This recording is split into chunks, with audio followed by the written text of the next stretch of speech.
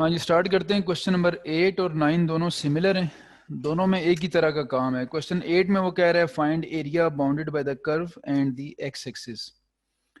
तो ये दोनों में इसलिए लिख रहा हूँ पैरेलल ताकि आप लोगों को दोनों में सिमिलरिटी समझ आए। फिर एक मैं करवा दूंगा और एक आप लोगों ने खुद करना है।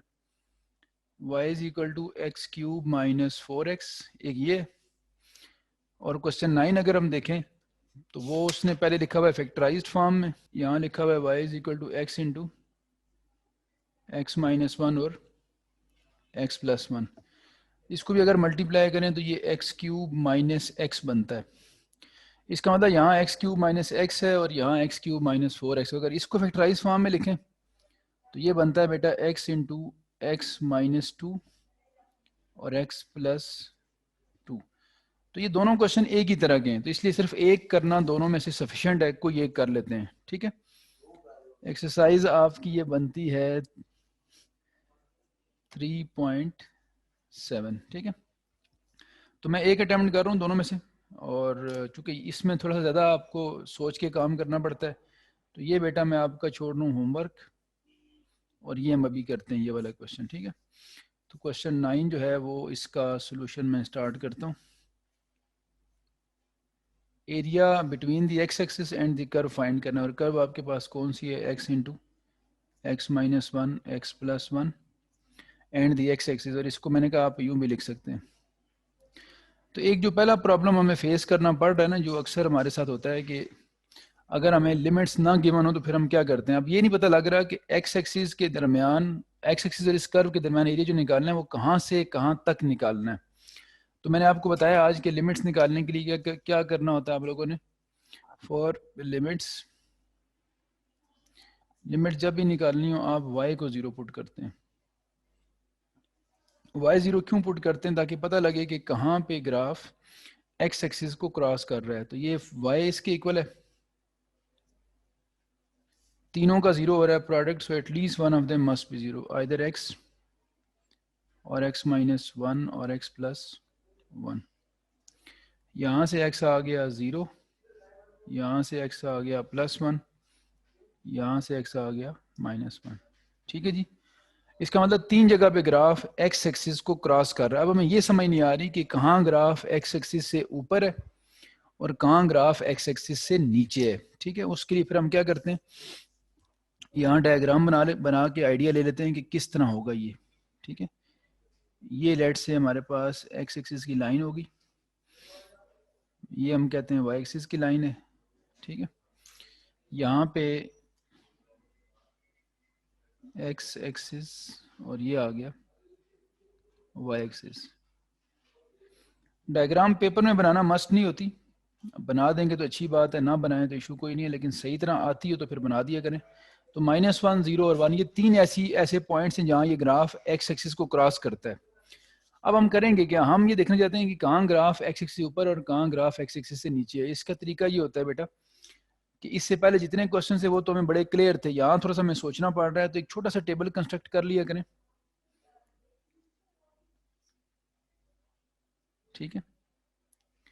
टेबल कंस्ट्रक्ट करके उसके अंदर देखें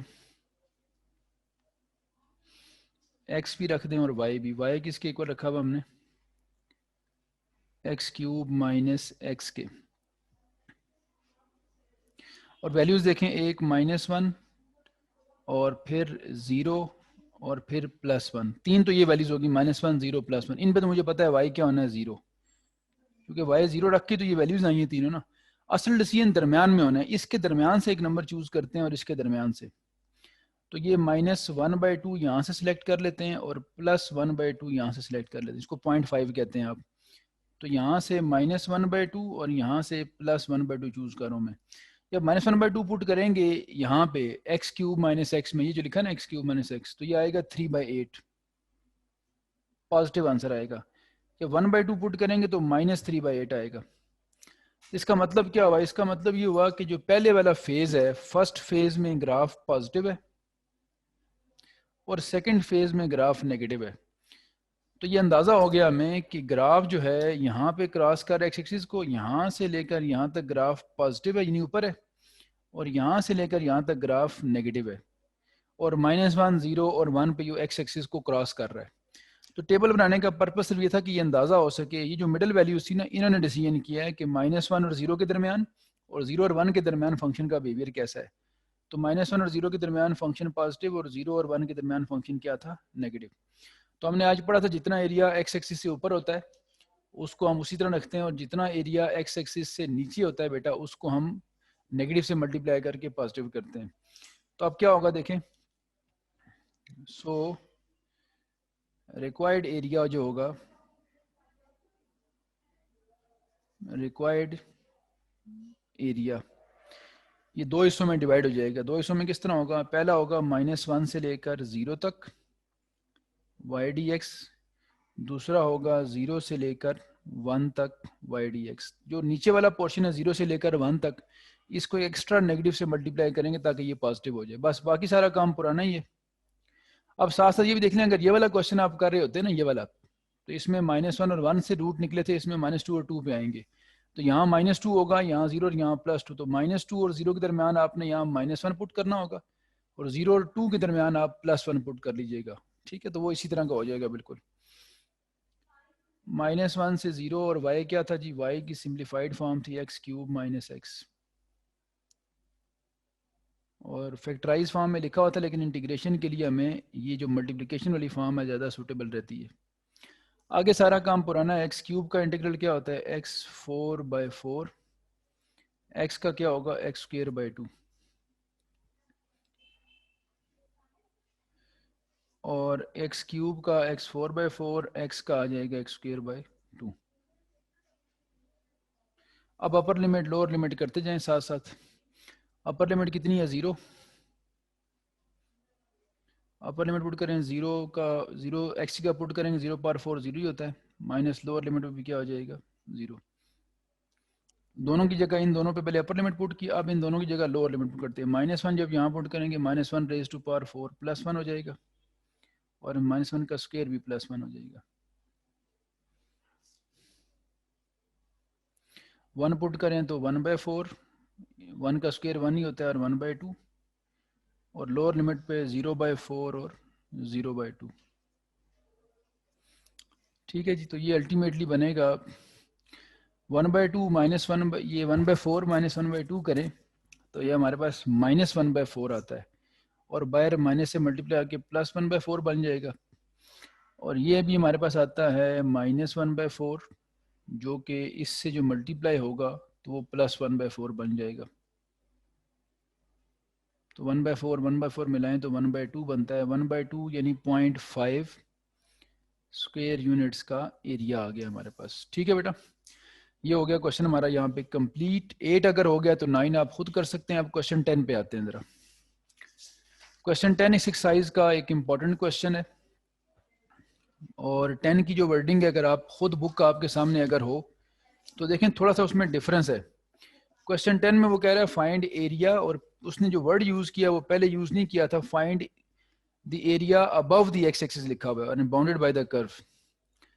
तो अबव द एक्स एक्सिस का मतलब है कि अब हम उसने हमें बाउंड कर दिया है कि आपने सिर्फ, मैं बल्कि ये वर्डिंग थोड़ी शॉर्ट सी लिखता भी हूँ, find the area above the x axis. ठीक है, ये अब देखें and the curve, and the curve, curve कौन सी है हमारे पास, y² = 3 - x, और कहाँ से कहाँ तक निकालना है एरिया आपने, x = -1 से लेकर x = 2 तक। बिल्कुल बेटा ऐसे ही सेम क्वेश्चन ना, जिसमें ये y पे स्क्वायर हो और ये 3 - x लिखा, बिल्कुल ऐसा एक सेम क्वेश्चन एक्सरसाइज के ऊपर एग्जांपल है। ये बल्कि आपके सामने कर भी देता हूँ। ये एक्सरसाइज है 3.7, और इसके बिल्कुल ऊपर ये एग्जांपल लिखी हुई है, बिल्कुल सेम है। इसमें लिखा हुआ है y² = 4 - x, यहाँ लिखा हुआ है y² = 3 - x। तो ये दोनों एक ही तरह के होने, और ये भी above the x axis find किया हुआ है। ग्राफ नीचे भी यार, लेकिन उसने सिर्फ ऊपर वाला आपसे पूछा हुआ एरिया। तो ये उसी पैटर्न पे होगी एग्जाम्पल, जिस तरह एग्जाम्पल हुई उसी पैटर्न पे ये क्वेश्चन भी होगा आपका। अब देखते हैं कि यहाँ क्या क्या चीज़ें हमारे पास अवेलेबल है और क्या क्या चीज़ें अवेलेबल नहीं है। तो हमें फंक्शन और लिमिट, मेन चीज़, दो चीज़ें चाहिए होती है ना, मेन फंक्शन भी और लिमिट भी। तो लिमिट चलो हमें यहाँ गिवन है कि -1 से लेकर 2 तक एरिया निकालना है, लेकिन ये जो वर्ड है ना अबव द एक्स एक्सिस, ये मैटर करता है यहाँ पे। अब y नहीं दिया हुआ, y स्क्वायर दिया हुआ है। आज जैसे कि हम पढ़ रहे हैं बार बार एक बात कि अगर कोई क्वाड्रेटिक इक्वेशन हो x में तो उसका ग्राफ पैराबोलिक बनता है, या अपवर्ड या डाउनवर्ड। लेकिन अगर कोई y में क्वाड्रेटिक इक्वेशन हो, अब ये y में क्वाड्रेटिक है और x में लीनियर है, तो बनेगा इसका भी पैराबोला। लेकिन चैप्टर 6 आप लोग पढ़ चुके हैं, आप जानते हैं कि अगर इसको तरतीब से लिखा जाए तो यूं होता है, इस तरह से। तो जो y में क्वाड्रेटिक हो और उसकी राइट हैंड साइड का x का कोएफिशिएंट नेगेटिव हो, तो इसका पैराबोला बनता है, लेकिन पैराबोला लेफ्ट पे बनेगा यूं।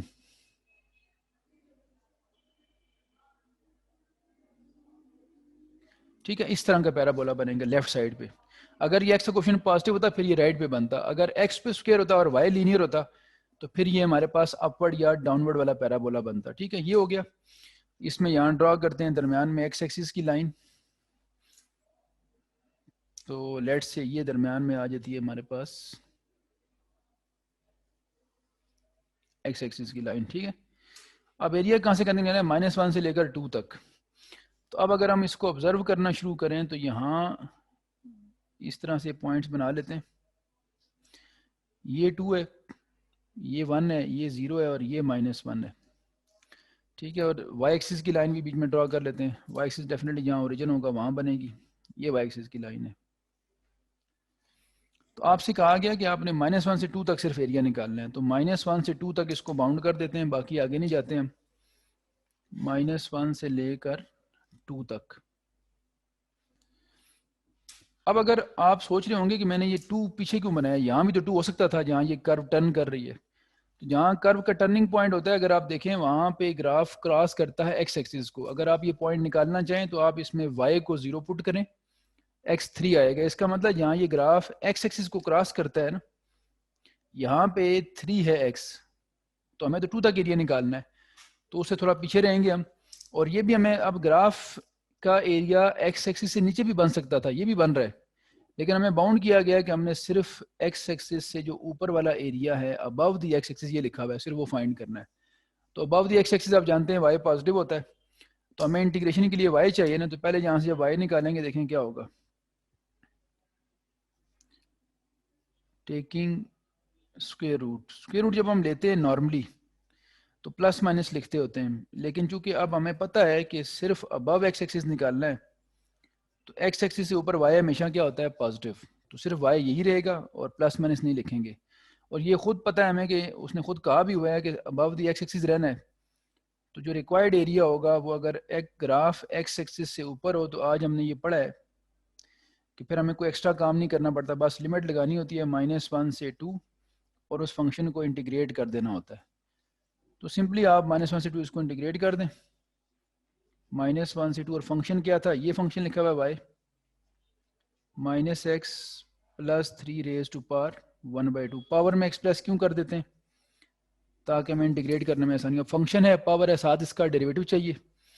तो आप क्या कर लेंगे, इसका डेरिवेटिव अगर बनाना चाहें तो ये आसानी से बन सकता है। -x का डेरिवेटिव -1 और 3 कांस्टेंट है उसका 0, तो एक -1 से मल्टीप्लाई और डिवाइड कर लें। अब आप फंक्शन की पावर में एक ऐड करें, -x + 3, 1 ऐड करेंगे तो 1/2 + 1, उसी से डिवाइड करें और फिर अपर लिमिट लोअर लिमिट। ठीक है, पावर लगा दिया, ये 1/1 + 1/2 3/2 बनता है, जो कि उलट के ऊपर जाके बनेगा 2/3।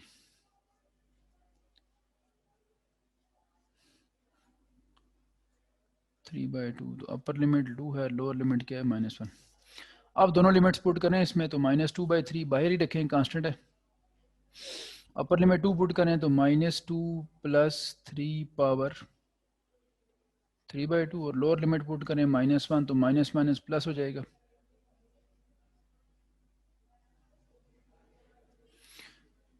वन की जो मर्जी पावर हो 1 ही होता है, ये 3 - 2 1 बनेगा, 1 पावर 3/2 1 ही रहेगी। और ये 4 पावर 3/2 का मतलब 4 का स्क्वायर रूट और उसका क्यूब यानी 8। ये -7 2 ज़ा 14, 14/3 स्क्वायर। जो मैंने एक्सरसाइज के बिल्कुल ऊपर एग्जांपल बताई है वो भी बेटा करनी है आप लोगों ने।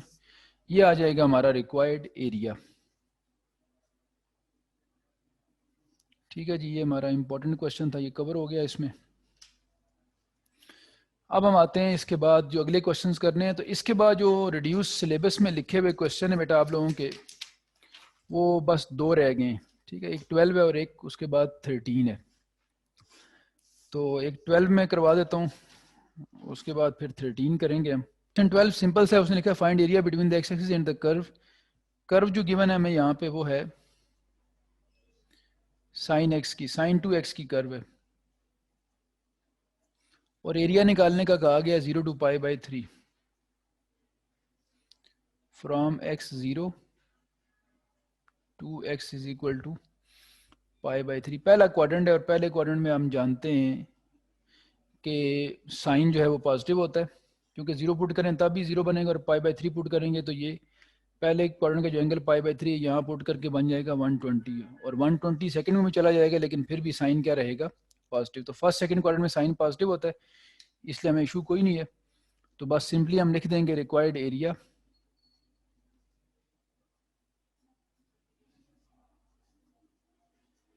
जब हमें श्योरिटी हो कि ग्राफ एक्स एक्सिस से ऊपर रहता है तो फिर हम कोई एक्स्ट्रा स्टेप नहीं करते, बस सिंपली क्या करेंगे 0 to π/3 साइन 2x को इंटीग्रेट कर देंगे। साइन 2x का इंटीग्रल क्या बनेगा, माइनस कॉस 2x, 2x का 2 डिवाइड हो जाएगा, अपर लिमिट π/3 लोअर लिमिट 0, -1/2 बाहर ही लिखें। कॉस जब जहाँ π/3 पुट करेंगे तो वो डबल हो जाएगा, 120 बन जाएगा 2 π/3 अपर लिमिट, और माइनस लोअर लिमिट पुट करेंगे तो 0 हो जाएगा। cos 2 π/3 पे होता है -1/2, cos 0 पे होता है 1, अंदर -3/2 बनता है, बाहर -1/2 है, तो 3/4 आ जाएगा टोटल एरिया स्क्वायर यूनिट। ठीक है, तो अगर आप इसमें पुट करना चाहें तो इसका ग्राफ बनाना चाहें तो आप ग्राफ इसका डेवलप कर सकते हैं, 0 से लेकर π/3 जो इसका ग्राफ बनेगा वो भी आप बना सकते हैं, और मैं बल्कि आप लोगों के बना भी देता हूँ आप लोगों के लिए, ताकि ये हर क्वेश्चन के साथ हम ग्राफ अटैच करते हैं, इसके साथ भी अटैच होना चाहिए। फिर ये XY प्लेन है और यहाँ 0 है, यहाँ लेट से π/3 है, यहाँ बीच में अगर ये π/3 है 60, तो यहाँ कहीं बीच में π/4 भी होगा 45, और यहाँ हम कर लेते हैं 30, π/6 30 45 और 60, 0 पे 0 आंसर देगा ये ग्राफ, π/4 पे 90 होके 1 हो जाएगा। ठीक है जी, और यूँ समझ लें, और इस पे आ जाएगा, यहाँ लेट से मैं कहता हूँ ये दो वैल्यूज मेंशन कर देते हैं ना, इधर हम कहते हैं 0.5 है और इधर हम कहते हैं क्या वैल्यू 1 है। तो 30 पुट करेंगे और 60 की तरह बिहेव करेगा, यहाँ पे आ जाएगा, 45 पे 90 पे बिहेव करेगा, और 120 जब पुट करेंगे तो वो फिर 0.8 की तरह का आपको आंसर देगा यहाँ पे। तो वैसे तो पूरा ग्राफ बनना चाहिए, लेकिन ये सिर्फ यहाँ तक बनाना है ग्राफ। तो ये देखें,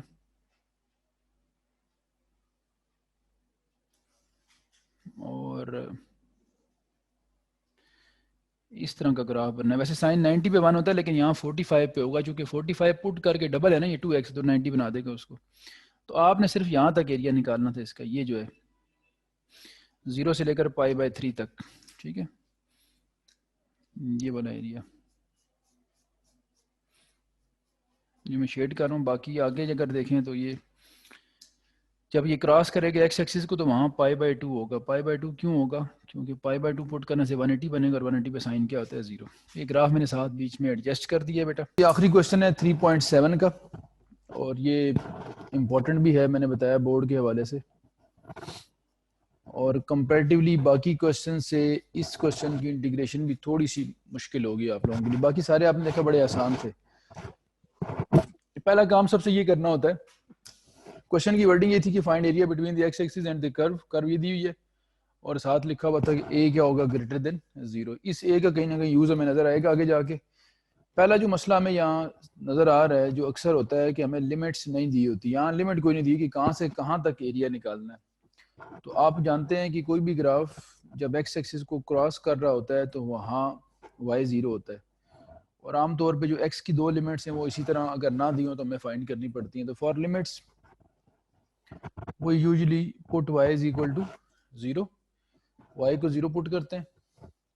वाई किसके को रखा हुआ था ऊपर देखें, 2ax माइनस एक्स स्क्वेयर, ये इक्वल टू ज़ीरो आएगा। स्क्वेयरिंग बोथ साइड्स, दोनों तरफ हम स्क्वेयर कर लेंगे जब, तो ये आ जाएगा 2ax minus x square is equal to zero. X common ले लें तो 2a minus x is equal to zero. दोनों का ज़ीरो हो रहा है प्रोडक्ट, तो at least one of them must be zero. इसका मतलब है यहाँ से x की वैल्यू आ गई 2a, यहाँ से x आ गया a, ज़ीरो सॉरी, ज़ीरो से लेकर 2a तक आपने निकालना है एरिया, ठीक है, बाय स्क्वेयरिंग। अच्छा जी, लिमिट्स हमारे पास आ चुकी हैं, ये दो लिमिट्स हैं। अब हमें पता लग गया है कि हमने इन लिमिट्स के दरम्यान इसको इंटीग्रेट करना है, तो सो रिक्वायर्ड एरिया। और फर्दर ये भी देख लें कि ये y स्क्वायर रूट के इक्वल है, और स्क्वायर रूट किसी भी रियल नंबर का कभी नेगेटिव नहीं होता, तो इसका मतलब है y पॉजिटिव रहेगा हमेशा। अगर ये कन्फर्म है कि y पॉजिटिव रहेगा तो फिर इसका मतलब है एरिया का पहला केस होगा, यानी सिर्फ हम डेफिनेट इंटीग्रल फाइंड करेंगे, वही एरिया को रिप्रेजेंट करेगा, जिस तरह मैंने आपको केसेस लिखवाए थे। अगर थोड़ा सा भी हमें डाउट हो ना कि ग्राफ एक्स एक्सिस से नीचे जा रहा है, तो फिर हम उस पोर्शन को सिलेक्ट करके उसको नेगेटिव से मल्टीप्लाई करते हैं ताकि पॉजिटिव हो जाए। Hence required area, required area क्या बनेगा जी, 0 to 2a y dx, 0 to 2a 2ax minus x square dx।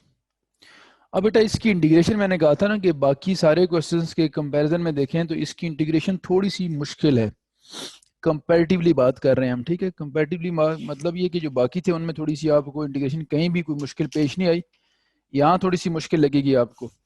तो मैं थोड़ा सा सिर्फ रिजेंबलेंस के लिए एक बात आपको बता दूं कि जो हम पहले काम करते आए हैं ना, आपको याद होगा इस तरह के क्वेश्चंस होते थे हमारे पास, इस टाइप के 3.3 में हमने पढ़ा था, 3.4 में यूज हुआ था, कि जिसमें यूं लिखा होता था ए स्क्वेयर माइनस एक्स स्क्वेयर, तो आप उसमें पुट किया करते थे एक्स को ए साइन थीटा।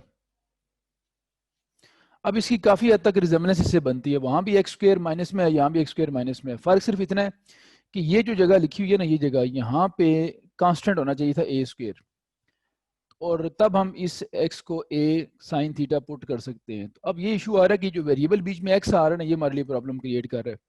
तो फिर हम ये करते हैं कि इस एक्सप्रेशन को इंटीग्रेट करने के लिए इसका स्क्वायर कंप्लीट कर लेते हैं। स्क्वायर कंप्लीट करने के लिए क्या होता है, ये क्वाड्रेटिक इक्वेशन तो बन रही है ना, स्क्वायर कंप्लीट करने के जो स्टेप्स होते हैं वो हम जानते हैं, 3 स्टेप्स होते हैं। 3 स्टेप्स कौन से होते हैं बेटा, एक तो होता है कि हम लीडिंग कोफिशिएंट को 1 बनाएं। लीडिंग कोफिशिएंट यहाँ पे ये वाला होता है, एक्स स्क्वायर का जो कोफिशिएंट है -1, माइनस कॉमन ले लेते हैं इसमें से, तो ये हो जाएगा एक्स स्क्वायर माइनस 2ax, ये माइनस कॉमन ले लिया हमने। अब उसके बाद आप जानते होंगे माइनस कॉमन लेने के बाद ये जो x का कोफिशिएंट होता है ये वाला, इसका हाफ करना होता है। तो 2a का हाफ कितना होता है a, और वो नंबर होता है a जिसका स्क्वायर ऐड भी करना होता है और सब्ट्रैक्ट भी। तो इस a का स्क्वायर आप ऐड भी करेंगे और इस a का स्क्वायर आप सब्ट्रैक्ट भी करेंगे, ठीक है। ये रूल होता है ना कंप्लीटिंग स्क्वायर का, लीडिंग कोफिशिएंट 1 बनाने के बाद x के कोफिशिएंट का हाफ करके उसका स्क्वायर ऐड और सब्ट्रैक्ट करना होता है। पहले मैंने माइनस कॉमन लिया, ये प्लस हो गया, ये माइनस हो गया, फिर इसका हाफ किया तो क्या हुआ, 2a का हाफ a बचता है, चाहे वो माइनस हो या प्लस, स्क्वायर करेंगे पॉजिटिव आएगा, तो इसका स्क्वायर ऐड भी करना है और सब्ट्रैक्ट भी। अब ये जो पहले 3 लिखे हुए ना बेटा, ये परफेक्ट स्क्वायर बनाते हैं, ये 3 जो है। अगर आप इन तीनों को गौर से देखें तो a square b square 2a भी बनता है आपके पास, ठीक है। 0 to 2a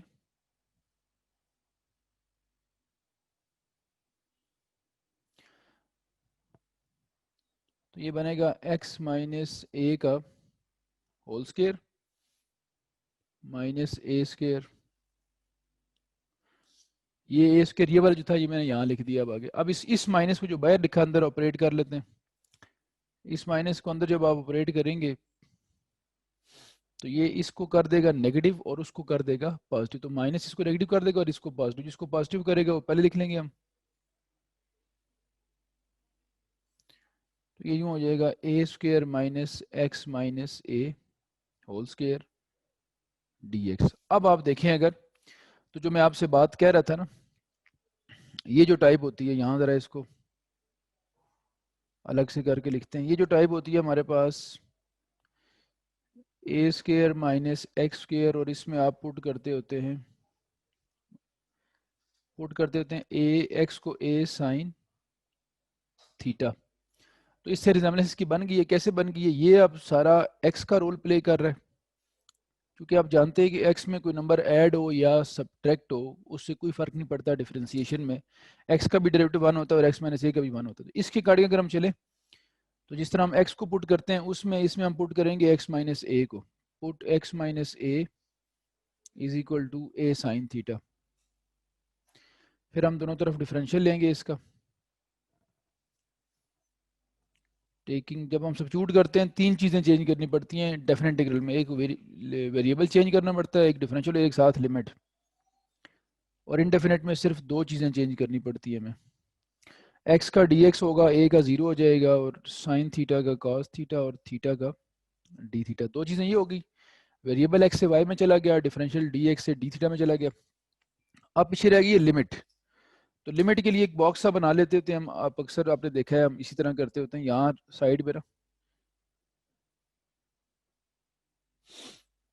ये एक बॉक्स सा बना लेते हैं, और इसमें हम लिखते हैं कि लिमिट कैसे ट्रांसफॉर्म होगी।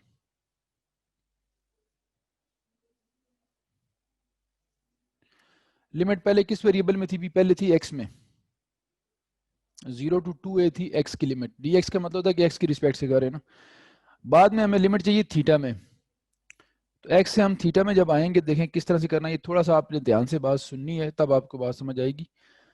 एक्स की वैल्यूज कहाँ से कहाँ तक है भाई? 0 से लेकर 2a तक। 0 to 2a, 0 जब यहाँ पुट करते हैं आप, तो ये एक्स 0 हो जाएगा, तो पीछे क्या बचेगा? माइनस ए।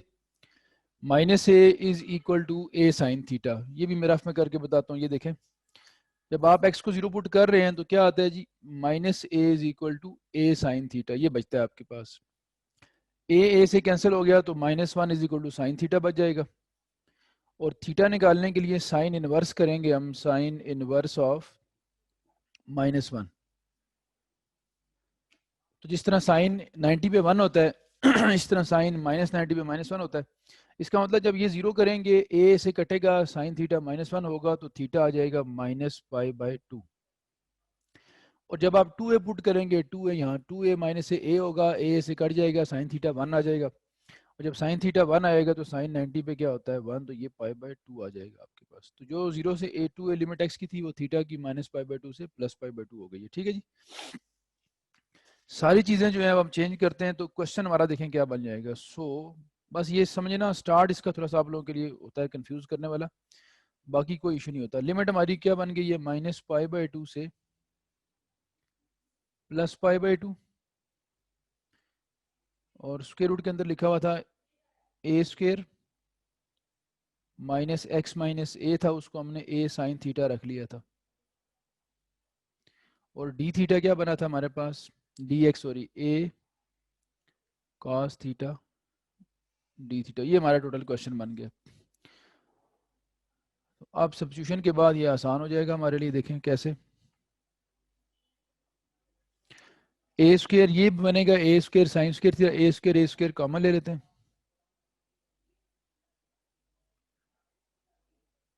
ब्रैकेट में 1 माइनस साइन स्क्वायर रह जाएगा।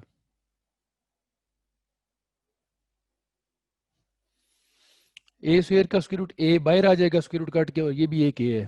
तो ये दोनों ए मिलके क्या बनेंगे? ए। मैं लिखता हूँ यहाँ पे, देखें,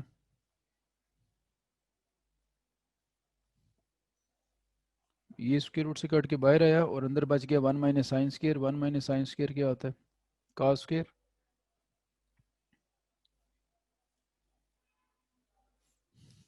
ये वाला ए और ये वाला ए स्क्वायर बनाएंगे, उसको बाहर लिख देते हैं।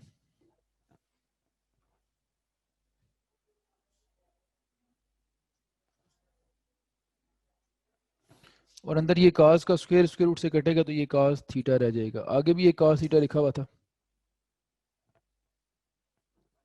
तो कास इंटू कास क्या बन जाना है, कास स्क्वायर। तो ये अब आप उस लॉजिक पे आ गए हैं जो हमने 3.2 में पढ़ी थी और 3.3 में भी, कि साइन और कास जब स्क्वायर में आता है तो उसको कैसे इंटीग्रेट करते हैं, हाफ एंगल लगा के। मैंने आपसे पहले भी कहा था कि जो बातें 3.2 में सीखेंगे वो थ्रू आउट चलती रहेंगी आगे। कॉस स्क्वायर का हाफ एंगल फार्मूला होता है 1 plus cos 2 theta divided by 2। Sine और कॉस जब भी स्क्वायर में आया करता था तो हम हाफ एंगल लगाते थे, वही लॉजिक यहाँ यूज किए। 2 भी कांस्टेंट है, बाहर लिख दें। पीछे ब्रैकेट में क्या रह जाएगा, देखें पीछे रह जाएगा आपके पास minus pi by two to plus pi by two 1 plus cos 2 theta. तो ये आसान हो गया हमारे लिए। 1 का इंटीग्रल क्या होता है, 1 का x की रिस्पेक्ट से x होता है, लेकिन थीटा की रिस्पेक्ट से क्या होगा, थीटा। क्योंकि थीटा की रिस्पेक्ट से कर रहे हैं हम, 1 का आ जाएगा थीटा, और cos 2 का आप जानते हैं साइन 2 थीटा डिवाइडेड बाई 2। फिर आ जाएगी आपके पास अपर लिमिट और लोअर लिमिट। जब इंटीग्रेशन हो जाती है कंप्लीट तो लिमिट राइट पे आ जाती है। अब लिमिट पुट करें, अपर लिमिट पाई बाई 2 है, यहाँ पाई बाई 2 पुट करेंगे।